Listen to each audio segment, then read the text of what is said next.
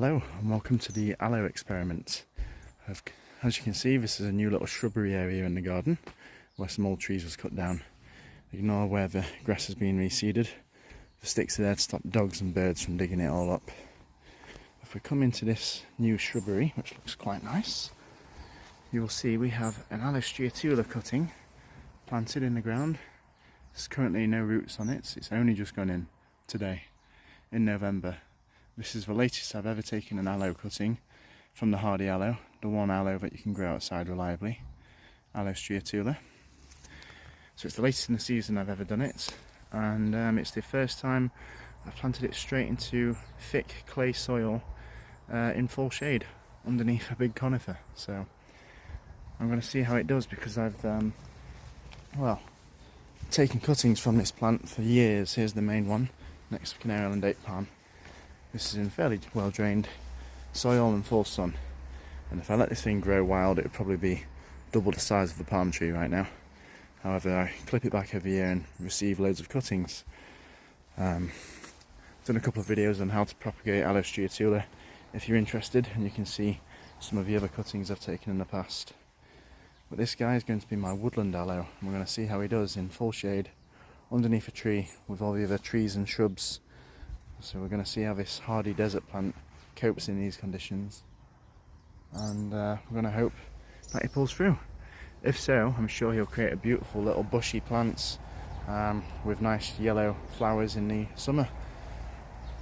If we go further underneath the conifer, you can see we've got two Aloe Variegeta, the tiger aloe or the partridge-breasted aloe, and these guys are stunning houseplants. My audio just went a little bit shaky there, but basically these plants are outside because there's simply no room for them. They're in pretty ugly pots, but yeah, they've been separated from the main plant, which sadly I didn't document. Both these plants, as well as some more which I'm going to show you in a minute, all came from the same plant in a huge pot. Some of it was starting to rot away, so I had to separate him and ruin the huge big plant that it was and separate it into loads of smaller plants. Smaller ones have managed to find a place inside. However, these guys, I'm still looking for a home, so the part 2, I guess, of the Aloe experiment is to see how cold these guys can take. They're underneath the conifer, so it's nice and dry. However, they are in obviously low light conditions when they're desert plants, and it's getting quite cool. We're in November in the UK, and these guys, they're apparently hardy down to about -6, but that's for very short frosts in warm places like California. In the UK, where we have, you know, just stupidly constant cold wet winters where frosts may last a few days, that could very well kill them.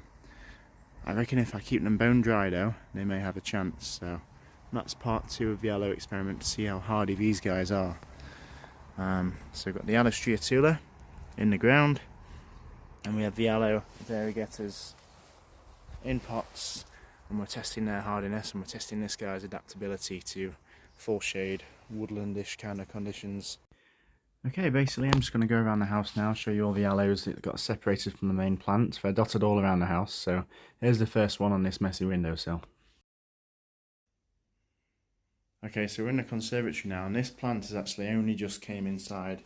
I've managed to get a nice ceramic pot to place him in by removing the desert plants that were already in there. So this guy was going to be my third plant out there under the conifer, but it's the biggest of the 3, it's the biggest Aloe Variegeta I have left, and I just didn't want him to die. So also, if you look, and we had 2 degrees a couple of times this winter, but if you look just there, he's coming into flower.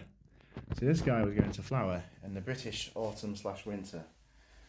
Seasonally it's still awesome, there's leaves on the trees still falling, but meteorologically it is winter. And yeah, this guy was coming into flower, so these guys are a lot hardier than people give them credit for. So yeah, this is the biggest one in this pot. Previously we had this Echeveria, am I pronouncing that correctly? And this beautiful furry cactus. Separated them two, and as a result we've got this pot free for this beauty to go in.